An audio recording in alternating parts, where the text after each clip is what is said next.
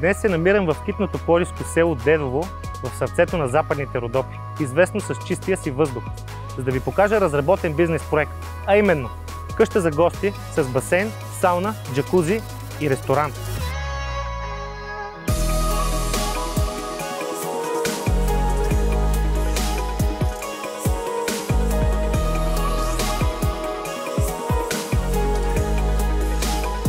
Всичко това, което изброих, е разположено в парцел от 1500 квадратни метра, а самата къща е с квадратура от 600 квадратни метра.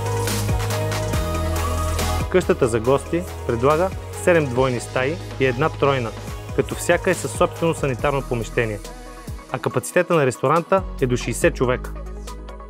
Ако този имот грабна вашето внимание, знаете как да се свържете с нас. Ние сме Прима Каза Имоти, а вашия дом това сте вие.